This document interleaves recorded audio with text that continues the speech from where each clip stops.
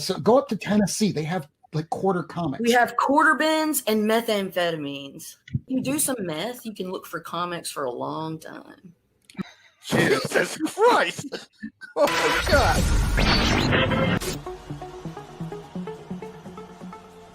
Since the beginning of all comic books, creators have been mistreated. As for better pay, only to be told, No! Then, something happened that brought all media together. The internet brings comic fans around the world into one comic community.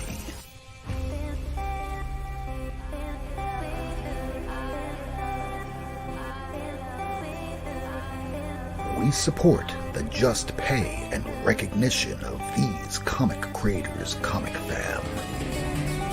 Because comics are for everyone. It's 10 p.m. Eastern, live from the United States to Australia. This is the Not Near Mint Show. A weekly YouTube show about comic books.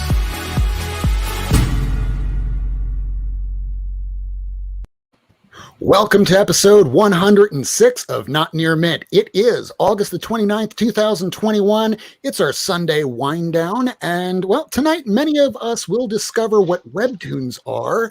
And this might be the first time you've even heard of it, but it certainly will not be the last. So her claim to fame is called My Gentacle Tentacle Boyfriend. It's actually pretty wholesome, even though it's a little subversive, and we'll be talking about that tonight. And also the Cloud that Became Rain. So it's all now out on Webtoons. Please welcome Luxiva and the rest of the Not Near Mint cast. Hello, thank you so much for having me. Thank you for coming. So exactly where did you discover Webtoons? I mean, this is something that is a new term to a lot of comic book fans that are out there. We've heard recently that DC Comics has now co-opted Webtoons to start getting other creators to make their stuff. How did you hear about Webtoons first? Oh man, it's so many years ago. I went to high school and college in Thailand, and Webtoon have been a big thing in Asia for so many years. So I remember just in recess and between classes, we would just read comics on our phones, and that's the first time I discovered it. I think it was like One Punch Man. My friend was reading in recess, and after that, it was just been like such a normal thing in Asia. One Punch Man started on Webtoons? I don't think it started on Webtoons, but I do think it was like available as a web comic webtoon of some sort. I don't quite remember. It's so many years ago. Well, that actually does lead to a good question. Who were your inspirations artistically? I mean, like for story, artistically, and how does that exactly apply to your work now? I'm actually super inspired by an artist named Star Ember. She's an illustrator for a comic called Heaven Official's Blessing. You can see the animated series on Netflix. Huh. I'm super inspired by Chinese illustrations and comics because they just have the aesthetic that I really like, and it's kind of sort of like anime, but still more realistic proportions and like more realistic leaning and more pretty. And not that anime is not pretty, but Chinese just really love everything to be so pretty. and I love that. Well, I would think that doing Webtoons that you can kind of experiment with the way that you tell a story. Like I noticed in your The Cloud That Became Rain that it's a very vertical sort of storyline that's told. The only way that you could really read it would never be in a regular comic book because you just have to read straight down. If you're reading manga, it's from right to left. It's just a new way to absorb media, and I'm fascinated by this because I've only just discovered this in the last week. I think the vertical format, since it's so new, there's still so much to explore and experiment, and also the fact that it is not a page format. It's not the classic traditional layout, so you can really utilize it however you want. Just be as creative as you want with it, because it's not supposed to be printed on a page. Like how you draw it is how it's going to be shown on a phone or whatever. So there's more room for making the panels like morph into each other however you want, make like really fun and creative transitions from one panel to another. It's really how you want to make it to be, you know. I love like exploring and finding new fun ways I can change from panel to panel and really utilize a vertical format. So here on the right, displaying the cloud that became rain, this is chapter 0. And from what Ace was telling us earlier, when doing a webcam comic, it's almost as though you can even do just a couple pages at a time, present them as a full chapter, and it's a better conveyed storyline than the forced narrative of decompressed storyline telling of 5 issues per storyline or one shots. You can really do almost whatever you want right here. Yeah. I love that about Webtoons. Another thing is also when you're reading it on your phone and you keep scrolling, there's just some satisfying feeling about scrolling through and seeing the story like unfolds as you scroll. It's a completely different reading experience. Yeah, the whole storyline unfolds as you scroll. So if you were trying to read this from page to page, it's just a one glance, it's over. You're almost discovering something as you're scrolling. Yeah. And we also have here in the chat, Comics on the Mind just dropped the link to that. So anybody that wants to check that out, check it out after the show, but do check it out.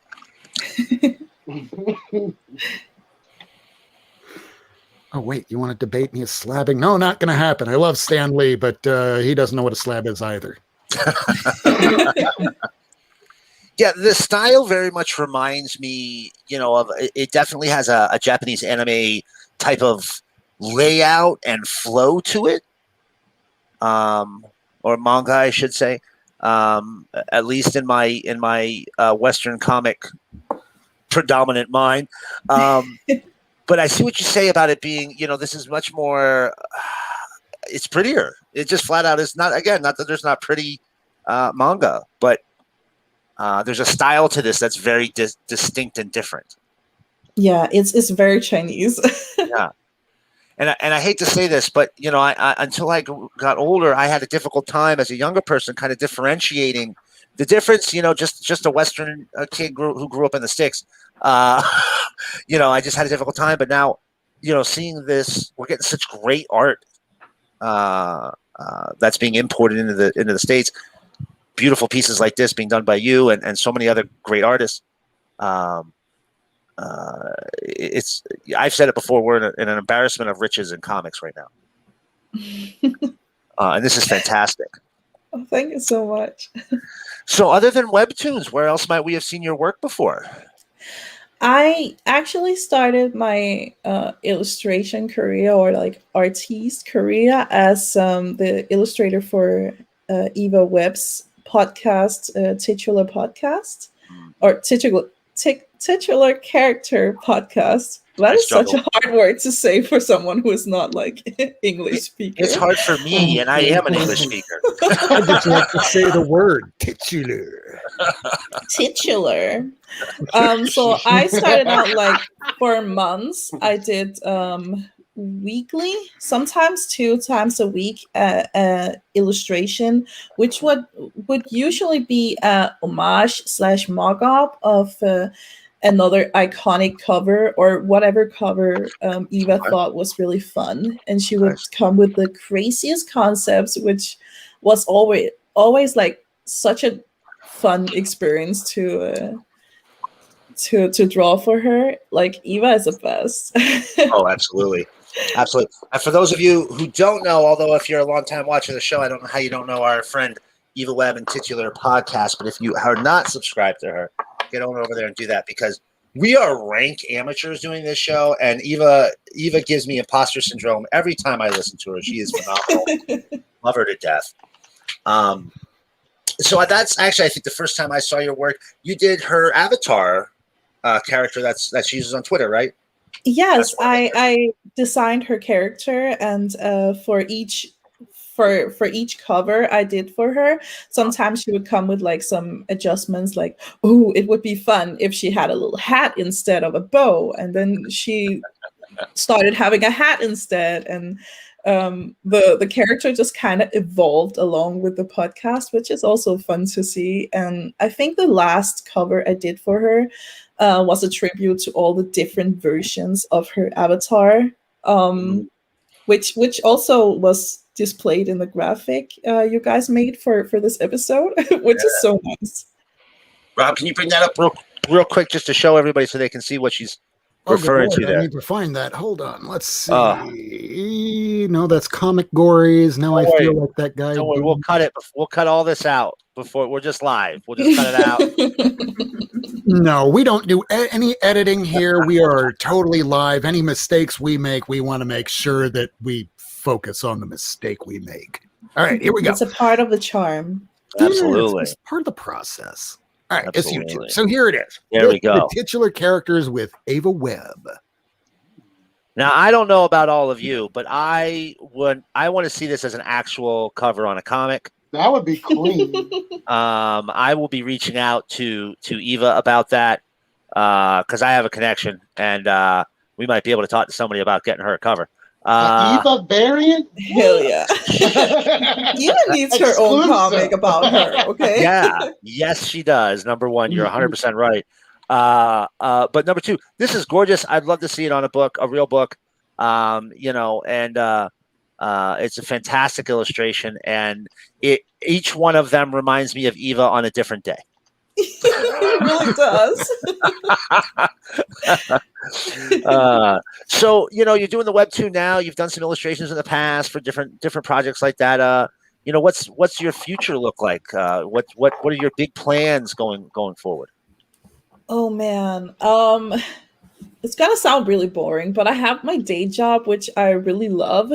I don't know if I could ever be able to do comics full time because I'm a social butterfly, and just having like the COVID lockdowns where I was kind of I couldn't go to work, so I was just staying at home drawing my comics.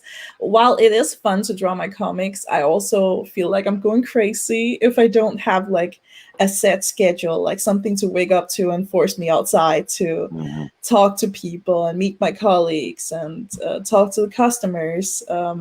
So I kind of feel like I need my day job to keep me sane. But hopefully, like in the future, maybe my comics would go somewhere. Who knows? But I'm pretty content with my day job and just doing my comics and see where they go, like by themselves. Right. Okay. Well, even keeping a regular day job, it kind of keeps you focused. But even if you wind up becoming a regular comic creator, whatever that might look like, because the industry is changing on a day-to-day basis. You have creators that were the regulars on these Marvel and DC titles that went, you know what? I'm not getting paid to when these things are becoming movies. So I'm going to move on over here to Substack. I'm going to move on over here to Webtoons. I'm going to move over here where I'm actually going to get a cut of the action and buy. So you're seeing an industry that is changing minute by minute, and you're on the ground floor right now. So you can become a creator that's kind of like Gail Simone, that is writing 20 projects at the same time, making appearances literally everywhere. And I'm pretty sure about the only social time she gets is when she gets to log on to Twitter. I love Gail Simone. She's definitely a huge inspiration. I don't think she sleeps either. No. I'm pretty sure I have seen tweets from her at 3 a.m., 4 a.m., 5 a.m., 6 a.m. Literally, and I go, oh, well, she's West Coast, so 1 a.m. here is not that late out there. But then, like, you know, you also see them at 10 a.m., 11 a.m., 12, 1, 2.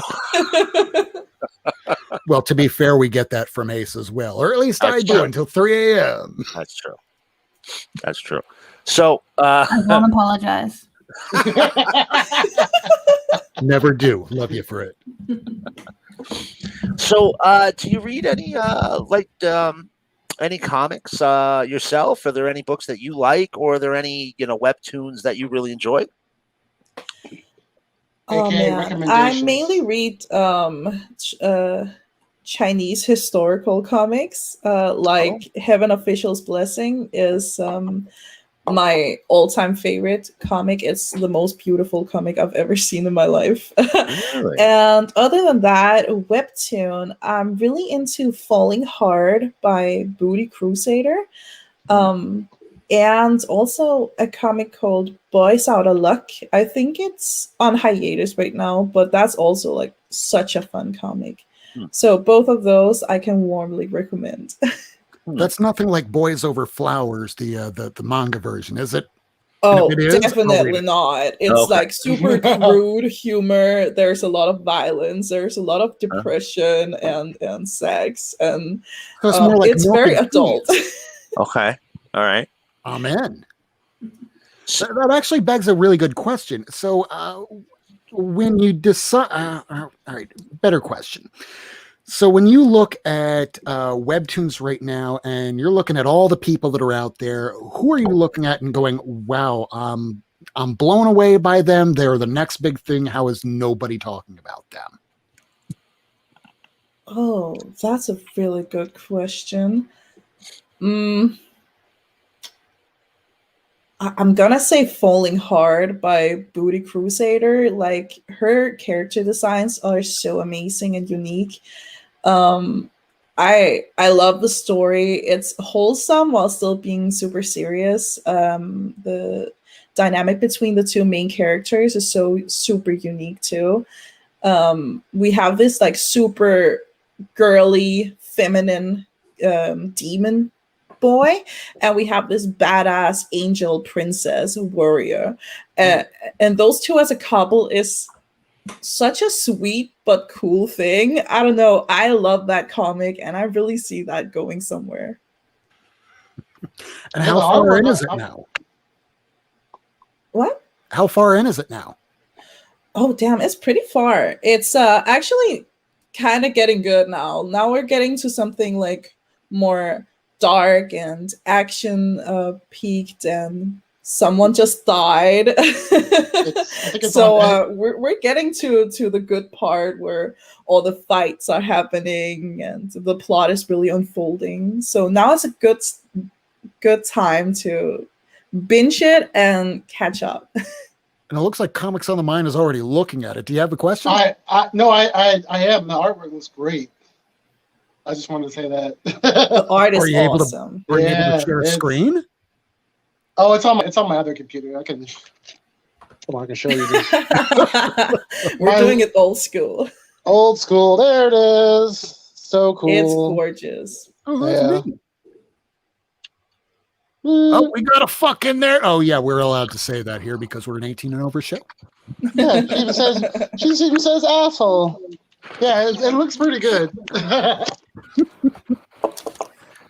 You know, if it's okay, I just wanted to double back because you had mentioned something there that, you know, I am extremely interested in. I am get out of here. I'm sorry. I'm having feline difficulties. Please stand by. Kitty. I know the feeling. Knock it off. He just came in and started biting my leg. Sorry. It helps when you have a good kitty like this one right here. Oh. He just sits here. He just doesn't want to be attacked by the other cats in the other room. I love your kitty. And he's gone because he got what he needed. He wanted to be seen by the world. He's out of here. Fuck you, Rob. I got my clout. Now it's time to go. That's my cat. So, sorry about that.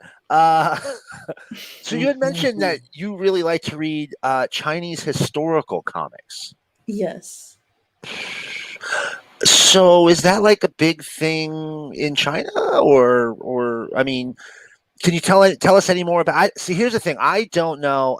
I will never stop that, Michael. I don't know a lot about Chinese comics in general. The other than Japanese manga and the stuff out of Korea. I'm not very familiar with comics in that part of the world at all, but I'm very interested in international comics and what they do in other countries. Yeah. So is like historical comics like a big thing in China in general, or are you like a very niche with that?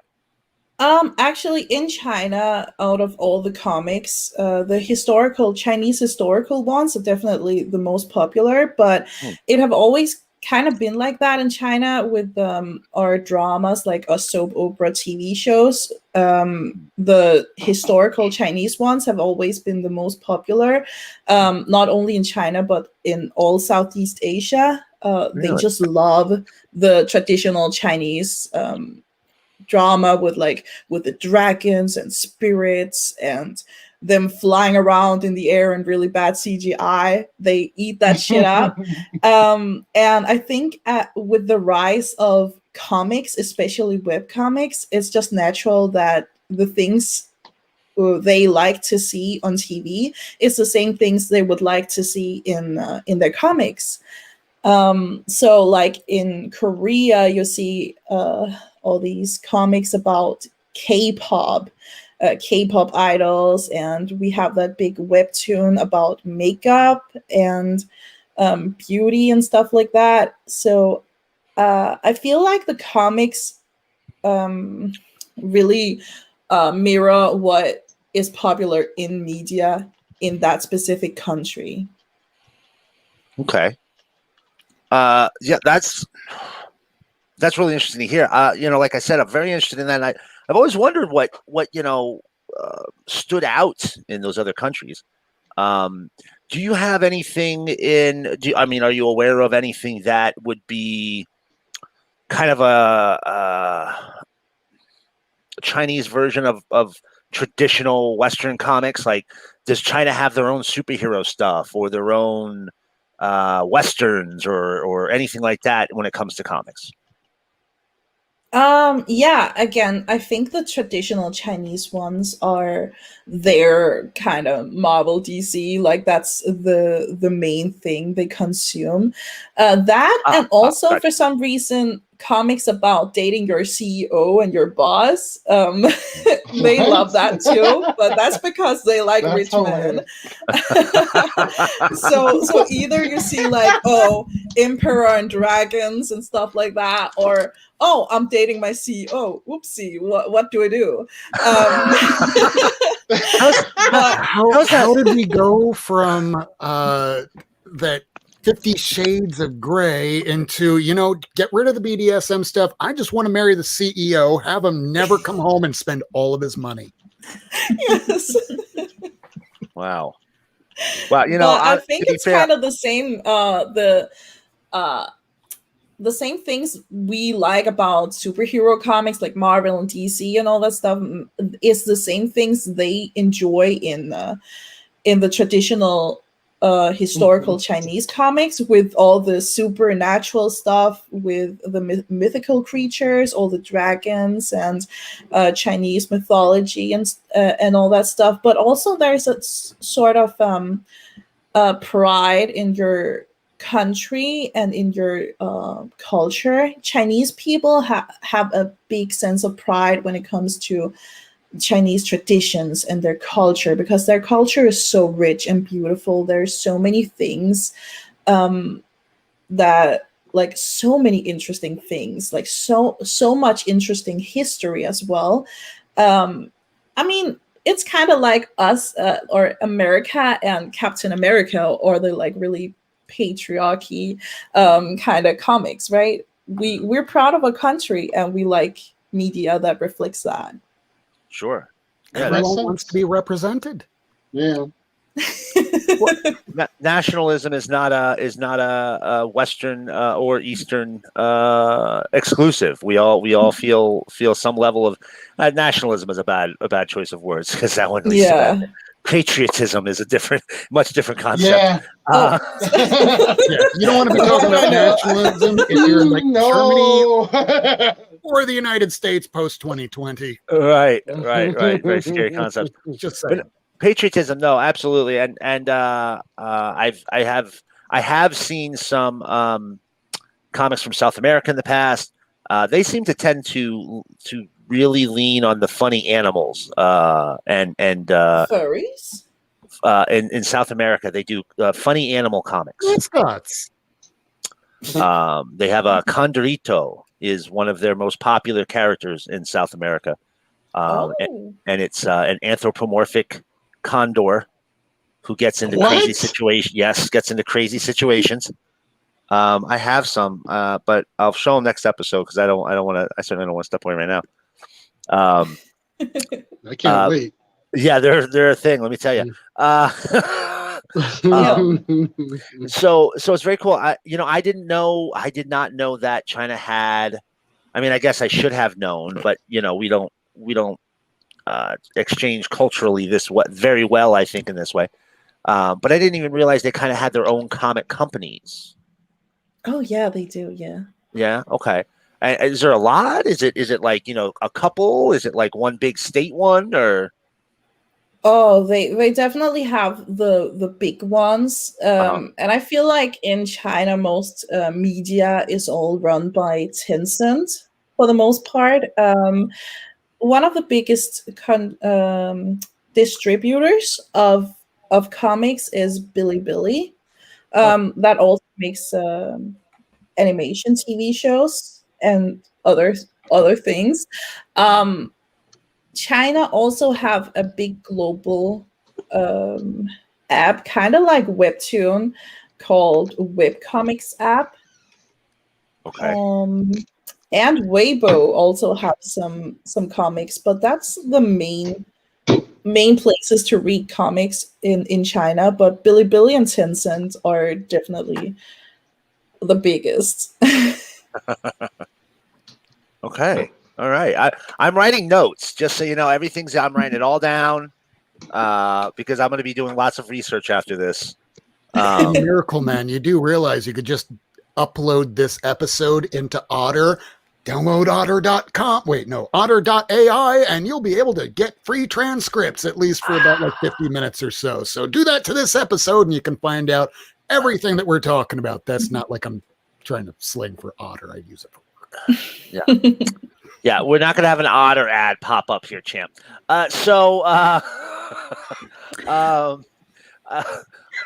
Totally threw me off now.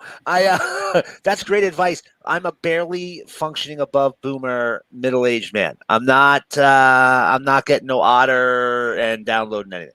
Come on, you're not that old, Miracle Man. So the fun of Miracle Man, what Alan Moore did that was so brilliant, Michael Moran has grown up and he's in his 40s, he's overweight, he's sad.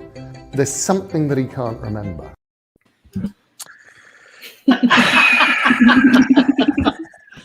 Don't know what you're talking about. I will Bugs Bunny your ass and literally saw Florida off of America. Do America never wanted Florida anyway. We're the black sheep of the country. So yeah, no, I'm definitely going to be looking this up. I usually rely on a website called International Comics. I have it bookmarked, but it's like internationalcomicbook.com or something like that talks about books. But I know very, very little about Chinese ones, so I really appreciate you letting us know about that. No problem. So I have a good question here. So what drives you exactly to tell the stories that you do? Is it the history? Is it other things that you wind up watching in culture, in media? I mean, what gets you to tell the stories that you do? The main story I want to tell is The Cloud That Became Rain. That's my main project, is my passion project, is my baby.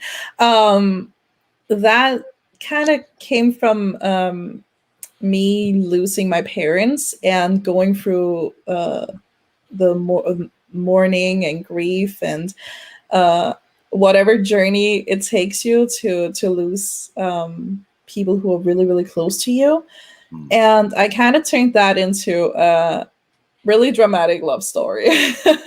Like some sort of thoughts you have in that situation is kind of like, if I could switch places with my mom, would I have done it? Or if I had chances to like bring her back, would I do it? If I one day in the future meet her again in like some sort of like change of fate, another point in time, what would happen? And I kind of turned those ideas into this very dramatized love story that kind of deals with loss and grief and moving on. And yeah, that's kind of what I wanted to tell with that story. Yeah. My other comic kind of just started as like a joke, and then it ended up becoming a real comic. So let me bring that one up, because that is something that I was showing to the group just prior to airtime, and yeah, we're all on board now. Yeah. So it's called My Gentacle Tentacle Boyfriend, and I'm going to share the screen now, and this is the comic. So when you originally hear the title, you're going to go, oh my God, I don't know if I could read this online at school. I don't know if I could read this online at work. I don't know about that after looking at this. Let me see here. Where's the hunter? So this one is, yeah, this one. So here's the opening storyline of The Hunter, the Cake Hunting Tentacle Beast Man. And this is the story this guy's reading at the opening onset. And everything that you wind up discovering as you're scrolling down here, you're going to think that it's going to get worse and worse. And like, no, this is just really, really wholesome. Yeah. Yeah. You know, and listen, and I'll be honest with you, the last time I said that man's going to make my cakes clap, it was definitely a wholesome thing. So, and then watch, someone's bending over, but it's not what you think. Stop making my cakes clap. And yeah. Yeah. I feel bad for those cakes. I feel bad for those cakes. You know, what's weird is I literally just said that to Ree last night. I bet it's you so did. funny. No. One of the only people in the world that would go, yeah, you know what? That turns me on. Speaking of which, I mean, really, the guy is pulling out a hanky, and you're going to think the next scene is, oh my God, his hand is going to be covered in something that's going to look like it's from the Green Knight. And now he's just wiping his brow. Then he does use the word shit, but come on, it's not that bad. And look at what he's wearing. It's so cute. I want them bottoms now. No wonder the staff gave me some really dirty looks. That's nasty. Tentacle novel. Keep the change. And right at the very end, just like Neverending Story, the book comes to life, but with a tentacle. And it's not until we get to the very next issue, because he slams the book down right after. And it's the way that the creature looks that I want everybody to see, because you're going to be on board. You are going to want to read this storyline. So there's the tentacle. You're thinking, oh God, this is going to be one of them storylines. This is Yuratsuka Doji, that tape that I brought home in the 90s that my parents found and went, dear God, what are my son watching? It's nothing like that. I mean, here, more tentacles. No, it's not going to be what you think. It's not going to be what you think. Oh, hell no. Toss that shit out. There's one thing I know about a book that has a tentacle creature come out of it. If you just close it and throw it in the trash, it just goes away. It just that doesn't goes away. happen. I've watched Evil Dead. I've watched those kind of movies. You throw away a cursed object, that shit comes back to you no matter what. Tenfold. But look at this. What if it looked like this? A cutie. It kind of looks really, really sleek. He's going to beat the shit out of it. Go back. There's more where that came from. You better go back to that book. Mm-hmm. Huh? I don't want you to make my cakes clap. And look at that. Go back. And it is like the body of a hot elf And- It's the body of a hot elf. right? I mean, come on now. Oh. You know, if you lick that tentacle creature, they're going to taste like jasmine and cinnamon. Okay, that's all I'm saying. Oh no! Not my wholesome comic.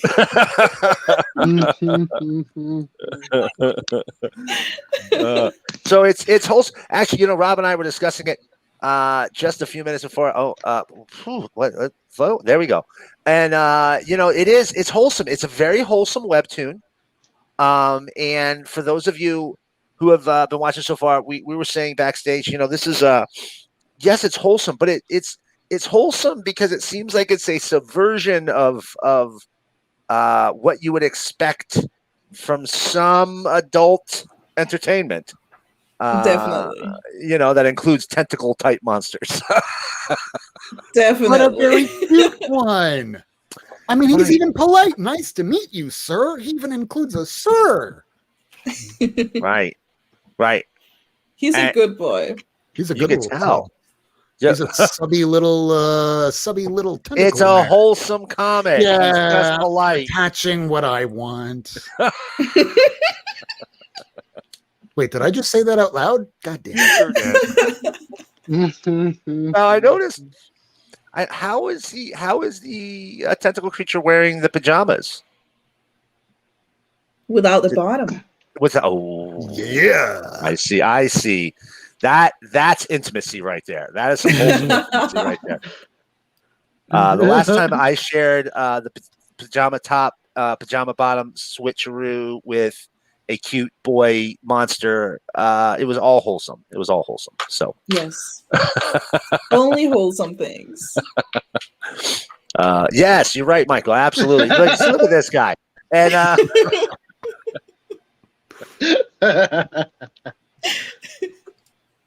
so, you know, is this a book that you plan on, or I should say a webtoon that you plan on continuing? Is it something that you have an end in mind? Are you just having fun with it now?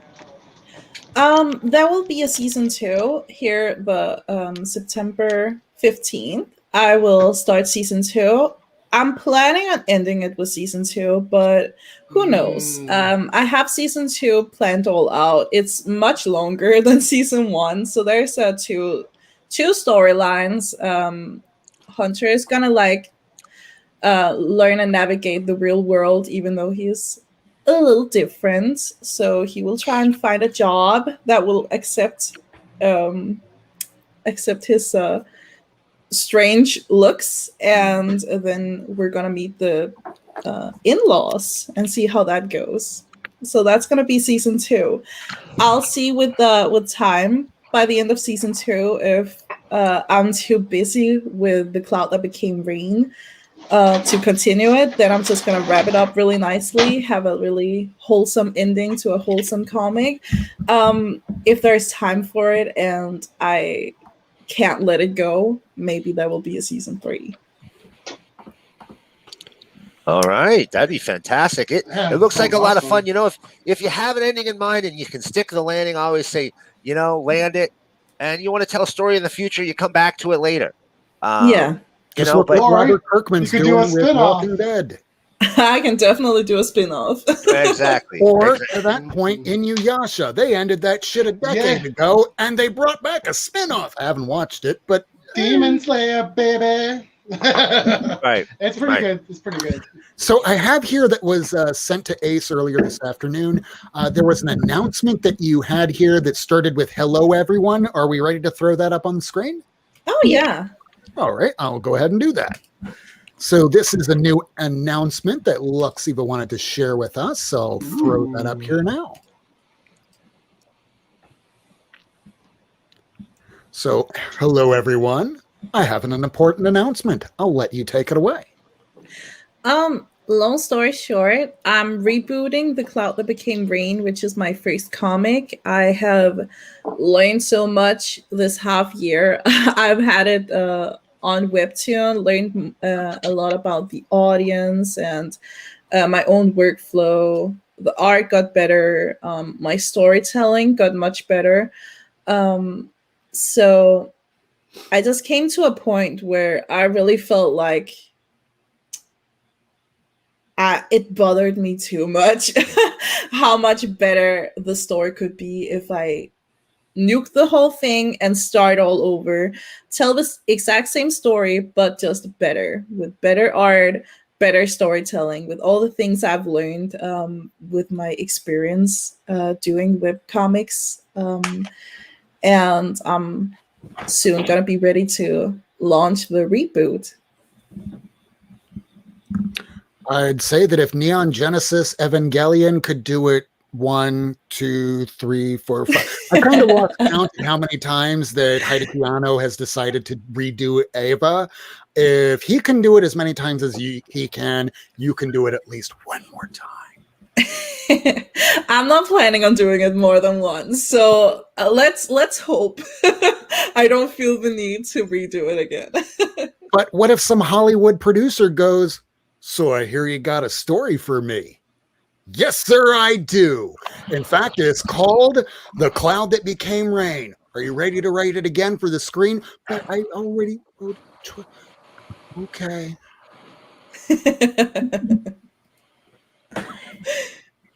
Do you plan on keeping the original story up, or are you going to erase that completely and just have the rebooted version up? I'm gonna erase the old version completely and start all over. However, I do know that the original version is up on pirating sites where I have absolutely no power to delete them. So it's a kind of saying with like, as soon as you put something out on the internet, it's there forever, you know? Mm-hmm. So, I mean, Forever. if someone really want to read the original, they can go to some scummy pirating sites and read the original. we don't know what pirating sites you're talking about. I could imagine if you're a creator, the first time you wind up ever seeing your product, your work, your art, your baby, your love out on a pirated site, you might at first go, "That son of a," wait a second, somebody actually likes me enough where they're willing to steal my work?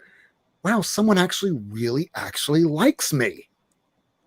I mean, I did get full credit, so I'm not mad. It's advertisement. It's free real estate. I was thinking the same thing. I mean, I wound up trying way back in the day, trying to read some comic books really, really tiny, and it was God Country from Cates, Donny Cates. And it's one of the greatest comics he's probably ever written. But if you're trying to read this small, printed for a comic book, but now shrunk to the size of my iPhone, it's unreadable. But when I'm looking at a webtoon, it's broken down, meant to be read that way. It's not like Comixology where they're trying to force the medium into a new, different format.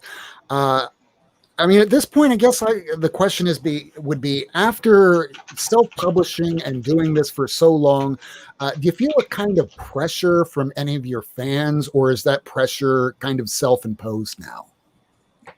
I would say it's definitely more me being a perfectionist, and also me having so much love for this story in particular that I feel like I can do it more justice now than I did back then. So that's why I'm doing it.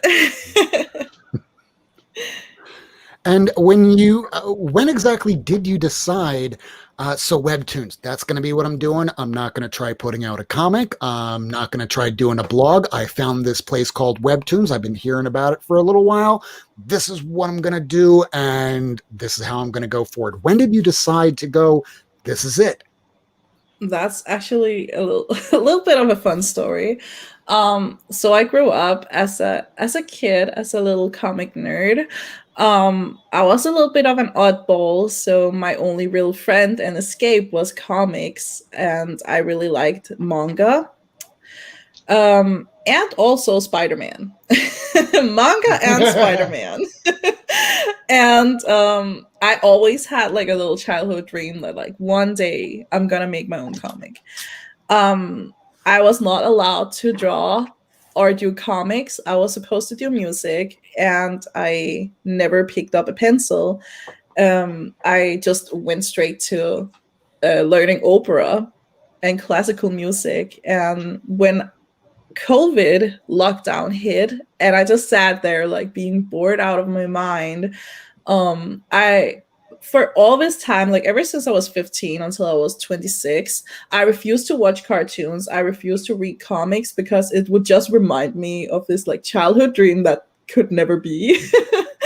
So I sat down during lockdown and I was really bored. So I started watching watching cartoons, reading a lot of comics, and the thought just hit me like I'm an adult now. Nobody can tell me what I can and cannot do.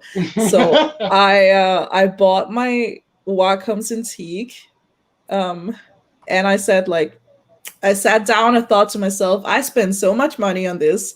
So if I don't draw every single day, I'm gonna feel really guilty. So I drew every single day and taught myself how to draw as like a quarantine project because I wanted to. Now it's gonna happen. Now I'm gonna make this comic. So that's how it started. It's okay. We have people that are in the industry now that have been working for more than 30 years. We kind of still make jokes about it. Not that we hate the person. We love them. And they still let him do covers on books, and he still can't draw feet. Oh, no. No names or anything, but we all know. Wow, this is an episode of Shade. Everybody, I just want everybody to know this is not what Not Near Mint is about. We do not Yes, it is. shade. Only they shade you. So sorry. But yes, please continue, Rob. I'm done. Oh, okay. I mean, really, I'm like the weirdo over here that doesn't believe in anything, apparently. Nobody exists on purpose. Nobody belongs anywhere. Everybody's gonna die. Come watch TV. Yeah, There you go. That's life right there. pretty much.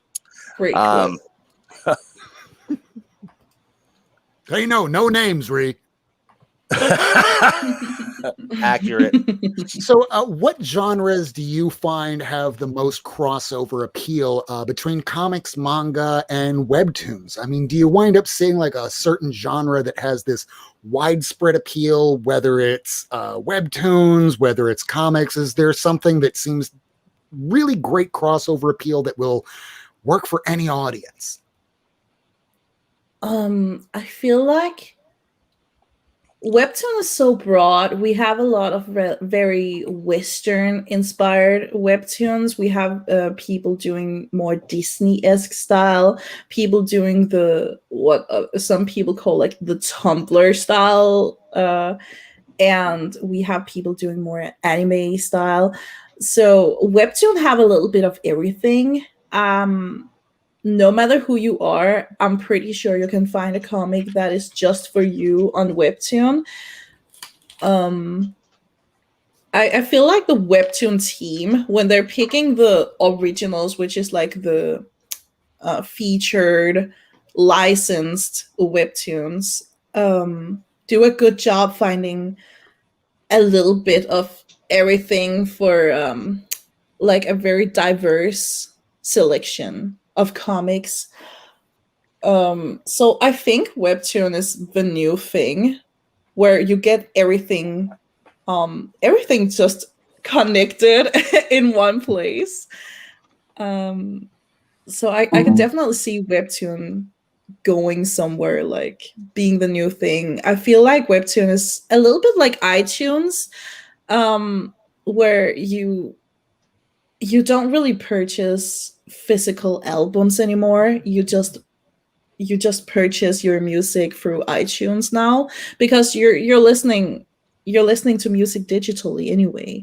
And I feel like comics is going to be the same thing. It's so practical. You have all the comics you want to read in your phone that you have around you at all times. You don't have to carry around your comic book or anything, you know?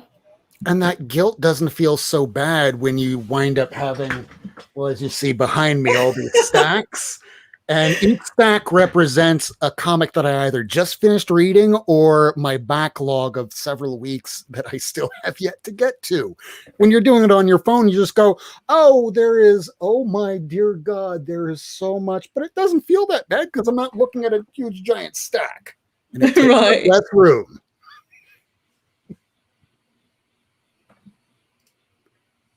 Uh-oh.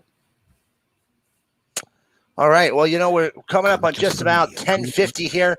Oh, Jesus Christ.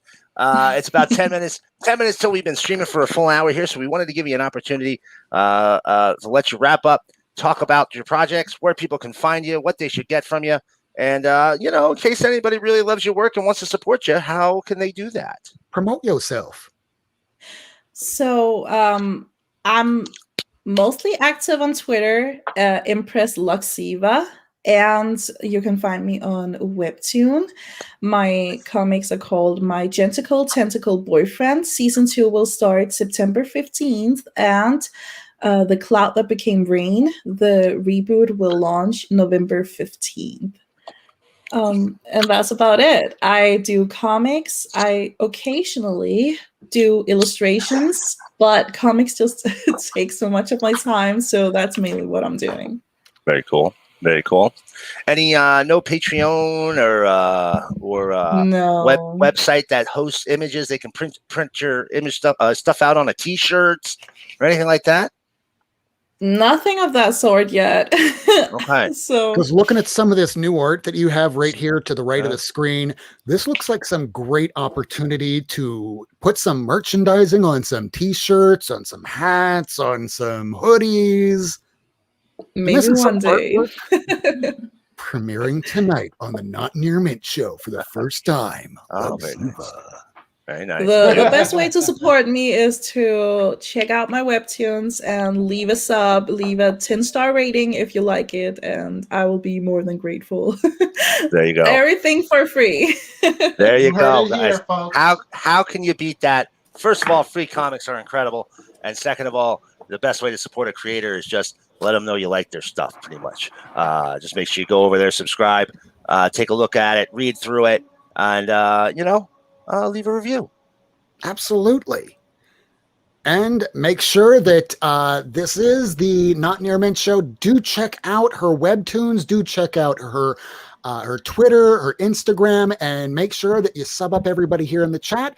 Coming up this Wednesday, we will be having Frankie White. He will be on episode 107 on September the 1st, coming up on Wednesday. So until then, thank you all for watching. Replay viewers, live viewers, we always thank you for participating in the chat, like Ree and Michael Emond and Takis616. And oh dear God, there are so many people that were watching earlier. So thank you all. This has been another episode of Not Near Mint. We will be back on Wednesday. So, this is the kind of show that if you're not watching, sometimes you wind up driving along and you kind of make a little mistake here and there. And all of a sudden, just because you're not winding up watching Not Near Mint, I don't know. It's like, you're driving along, and all of a sudden the kids are yelling from the back seat, I gotta go to the bathroom, Daddy. Not now, damn it. Truck tire. I can't stop.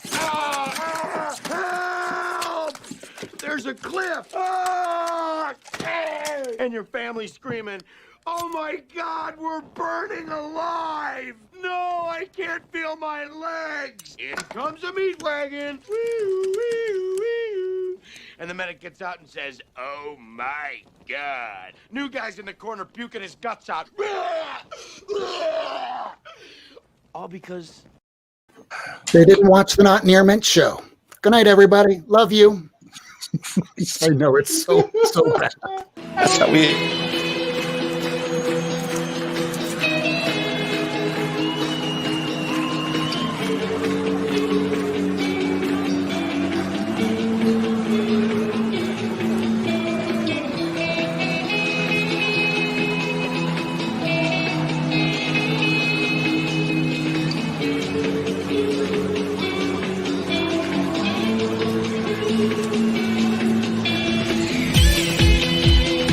Thanks for tuning in.